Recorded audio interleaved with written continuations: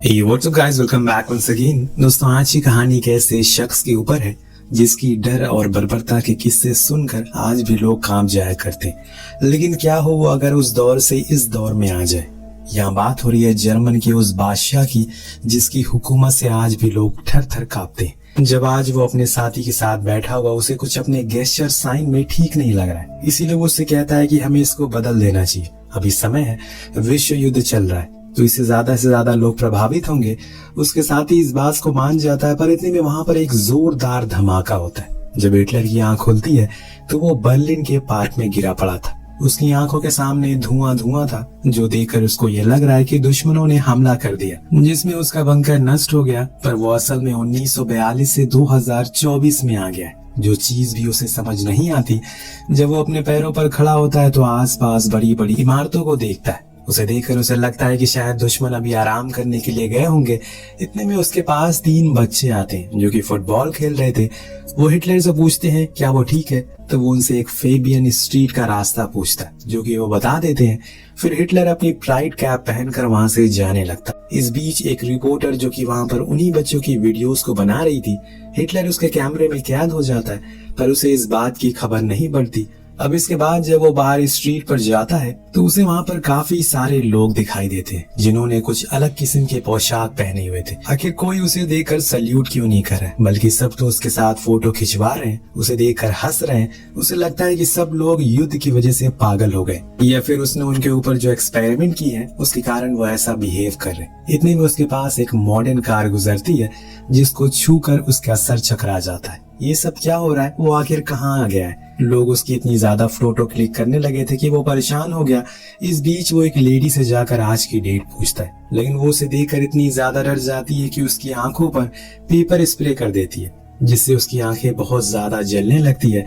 वो जैसे तैसे करके पास वाली दुकान पर जाता है, वहां रखे न्यूज़पेपर पर आज की डेट को चेक करता है। वो देखकर उसे इतना गहरा सदमा लगता है कि वो वहीं बेहोश होकर गिर पड़ता है। वहीं दूसरी ओर हम एक न्यूज सेंटर को देखते हैं जहां का सीईओ अनाउंस करता है कि आज से बलिनी इस न्यूज सेंटर की डिप्यूटी हेड होगी।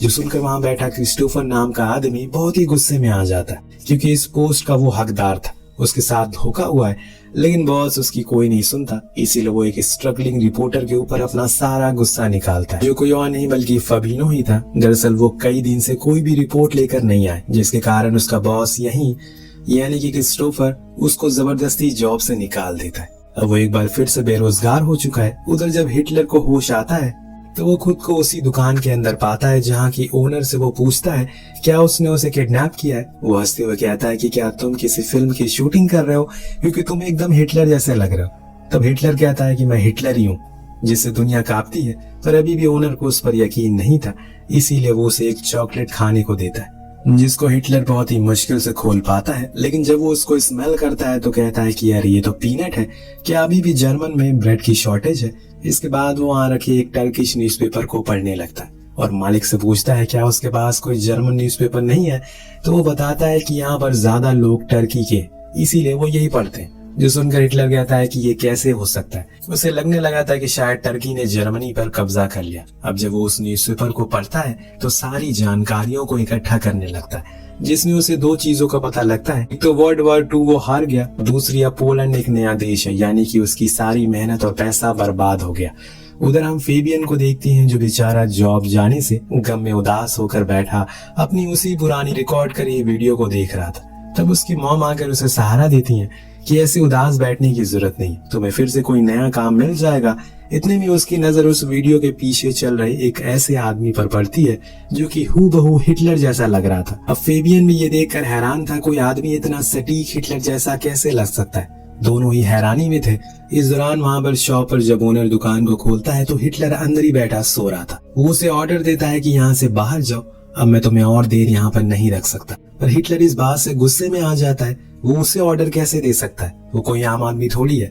लेकिन उसे बाहर आना ही पड़ता है, जहाँ वो ओनर उसकी ये कहकर बेइज्जती करता है कि उसके कपड़ों में से बास आ रही, क्या वो कई दिनों से नहाया नहीं है, जाकर इसको धुलवाओ। तो वहां से वो एक ड्राई क्लीनर के पास जाता है, उसको अपने सभी कपड़े देता। उसके इतने ज्यादा कपड़े पहन रखे थे कि वो बंदा भी हैरान था कि अब उसके पास पहनने को कपड़े ही नहीं थे। वो ऐसे बाहर नंगा तो नहीं जा सकता, इसीलिए वो वहीं से कुछ कपड़े उधार ले लेता है, जो कि आप देख ही सकते हैं। उसमें अभी क्या पहना हुआ है। ऐसा भयानक कॉम्बिनेशन देखकर तो रणवीर सिंह भी हैरान हो जाएगा। खैर उधर फेबियन ने बड़ी ही मुश्किल से हिटलर के पते को ढूंढ लिया, यानी कि वो शॉप। जब वो वहां पर वापस आता है तो उसे देखकर एकदम दंग रह गया, क्योंकि ऐसे कोई बंदा एकदम हिटलर जैसा कैसे लग सकता है। उसके दिमाग में एक आइडिया आता है जो वो उसके साथ भी शेयर करता है। वो चीज हिटलर को भी पसंद आती है। दरअसल फेबियन हिटलर को जर्मनी की स्ट्रीट पर यानी कि गलियों पर घुमाएगा और लोगों से उसके बारे में पूछेगा कि वो कैसा शख्स था। वहीं हिटलर भी उसे एक आइडिया देता है कि वो उन लोगों से पॉलिटिक्स के बारे में पूछेगा। डील डन हो जाती है। फेबियन अपनी माँ से पैसे लेता है और उनकी कार, जिसको जब हिटलर देखता है तो कहता है कि अरे ये क्या लाए हो, क्या तुम्हारे पास आर्मर कार नहीं है, मैं इसमें कैसे जाऊंगा। पर बाद में वो मान जाता है और दोनों पहले दिन कुछ वीडियोस को शूट करते हैं। फिर एक होटल में स्टे करते हैं जहाँ पर हिटलर टेलीविजन को देखता है। अब उसे यकीन नहीं हो रहा था कि ये क्या बवाल चीज है। ये सीन काफी मजेदार होता है। उसकी रिएक्शन देखकर हर किसी को हंसी आ सकती है। अब अगले दिन वो कुछ और लोगों से उनकी राय लेता है, जिसमें से कुछ तो हिटलर के बहुत बुराई करते कि वो हैवान था, बेगुनाह लोगों को मारता था। कुछ उसके माइग्रेंट लोगों के ऊपर बनाई पॉलिसी को लेकर खुश थे। उन्हें लगता है कि आज भी वैसे ही कुछ पॉलिसी होना चाहिए। जो सब सुनकर हिटलर को पता चलता है कि डेमोक्रेसी से कुछ खास फर्क नहीं पड़ा। लोगों के अंदर जो गुस्सा पहले था वो आज भी दूसरे लोगों के प्रति है, यानी कि दूसरे देश के लोगों के प्रति। लेकिन फर्क इतना है कि अब लोग उसको बाहर शो नहीं करते। इस बीच जब वो एक फार्म पर पहुंचता है तो वहां एक पपी के साथ खेलने लगता है, लेकिन वो उसकी उंगली पर काट लेता है, जिससे उसे इतना ज्यादा गुस्सा आता है कि वो उसे वहीं शूट कर देता है। जो देखकर फेबियन उसे फौरन वहां से लेकर जाता है और उसे वो बंदूक भी ले लेता है। यहाँ हिटलर अपनी मूंछों के बारे में भी बताता है कि उसने ये जानबूझकर ऐसी रखी क्योंकि इसमें वो खतरनाक लगता है। जो सुनकर फेबियन हंसने लगता है और बताता है कि तुम्हें पता है तुम इसमें जोकर लग रहे हो, एकदम चार्लिंग चैपलिन की तरह। धीरे धीरे जैसे जैसे ये लोग आगे बढ़ रहे हैं, फेबियन के पास पैसों की किल्लत होने लगी थी। इसीलिए अब उसने हिटलर को रोड के बीच में बैठा दिया ताकि वो लोगों का स्केच बना सके। उसे लग रहा है कि कोई वो थिएटर आर्टिस्ट है, इसीलिए उसे स्केच बनाने आते होंगे, लेकिन वो तो कुछ और ही बना देता है, बाकी जो लोगों को बहुत पसंद भी आता है। इसके बदले में वो लोग उसे पैसे देते हैं। अब बताओ, हिटलर को भिखारी बना दिया इसने, क्या क्या देखना पड़ेगा। खैर इसके बाद जब ये ट्रिप खत्म हो जाती है तो फेबियन उन सारी वीडियोस को पोस्ट करता है जिसमें करोड़ों व्यूज आते हैं। जो देखकर न्यूज डायरेक्टर उसे अपने ऑफिस बुलाता है। पर जब वो हिटलर से मिलता है तो वो कोई उसे सरफिरा आशिक लगता है, क्योंकि उसकी बातें एकदम अजीब थी। उनके पीठ पीछे हिटलर डिप्यूटी डायरेक्टर के रूम में पहुंचता है, जो कि बलिनो थी। वो उससे कहता है कि हमें मिलकर जर्मनी को बाहरी दुश्मनों से बचाना होगा, वरना ये बर्बाद हो जाएगा। अब बलीना को उसका ये आइडिया बहुत पसंद आता है। वो उसका प्लान पूछती है, जिसके बाद उसने इस काम के लिए एक टीम भी बना दी जो कि हिटलर के प्लान और उसकी बातों को रिकॉर्ड करेगी, उस पर काम करेगी।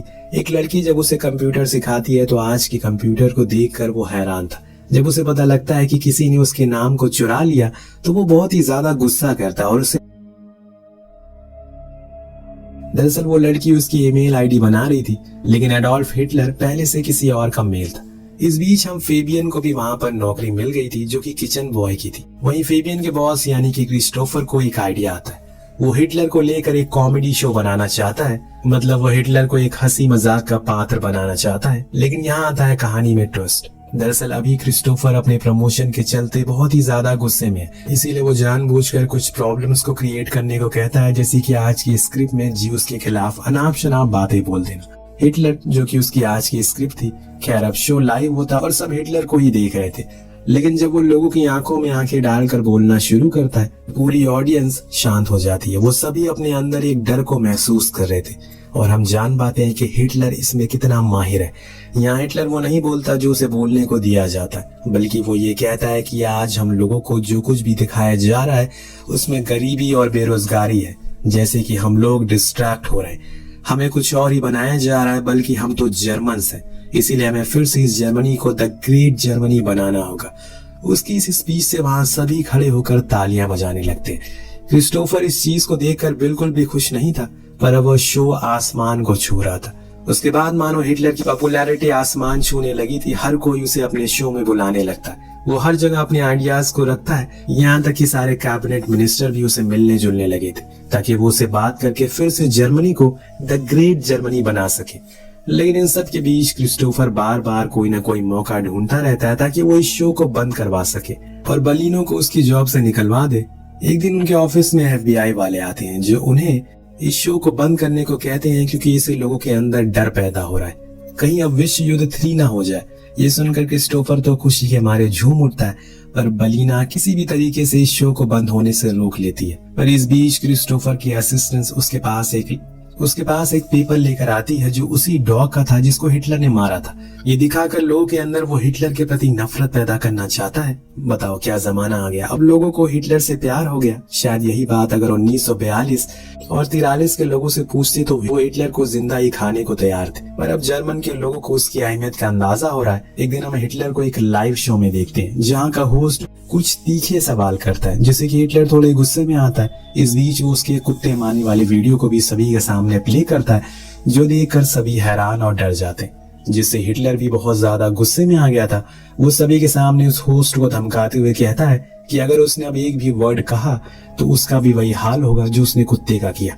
उसके आगे उसे झुक कर रहना होगा। अब ये न्यूज आग की तरह फैल जाती है। पिछले कुछ दिनों में जितनी भी हिटलर ने पॉपुलैरिटी बटोरी थी सब पानी में मिल जाती है। वो शो भी बंद हो जाता और बलीना को भी फायर करके क्रिस्टोफर को नया डिप्यूटी डायरेक्टर बना दिया जाता। यही तो वो चाहता था।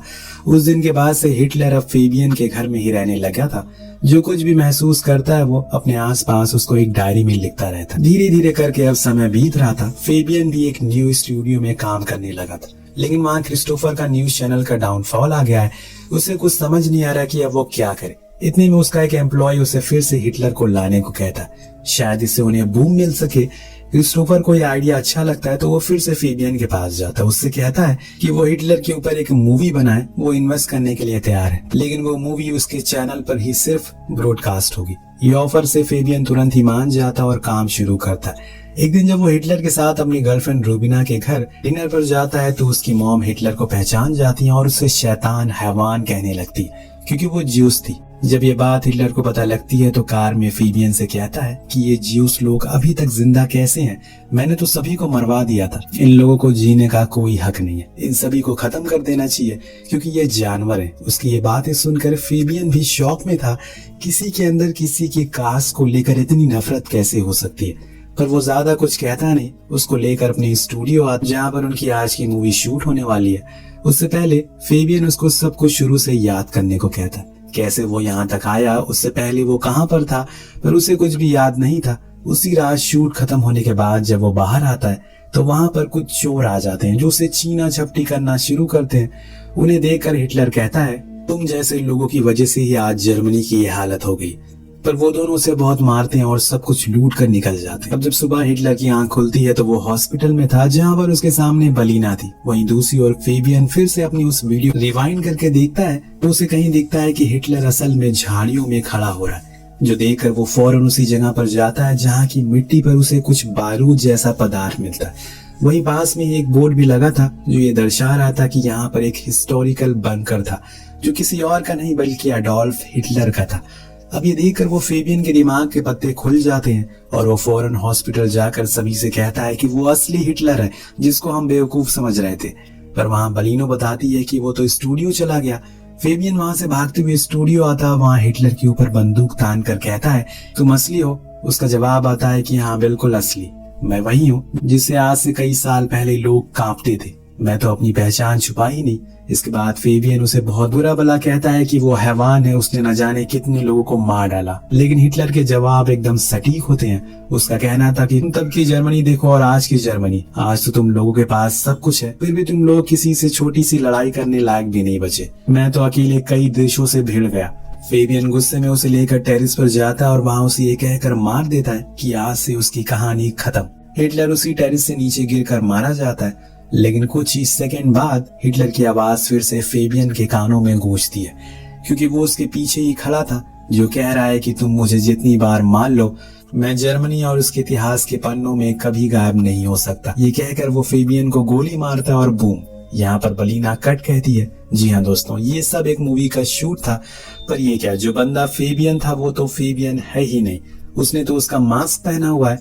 असली वाला फेबियन तो पागल खाने में बंद है, क्योंकि जब से उसे ये पता चला है कि जो हिटलर अभी है वो असली है, तब से वो पागलों की तरह बिहेव करने लगा। अब मूवी हिट होने के बाद बलीना हिटलर लेकर हर जगह जाती है जहाँ पर लोग उसे देखकर स्माइल करते हैं, उत्साहित होते हैं, उसका ऑटोग्राफ लेते हैं, उसको एक रेस्पेक्ट के नजरिए से देखने लगे थे। और फिर से वही काम करने लगते हैं जो हिटलर ने सालों से जर्मन से करवाया था, यानी कि लोगों को बेवजह मारना, दंगे करना। क्योंकि हिटलर का मानना है कि अगर जर्मनी को फिर से द ग्रेट जर्मनी बनाना है तो पहले यहाँ के बाहरी लोगों को मार दो और फिर खुद की सेना बनाओ ताकि औरों से लड़ सको।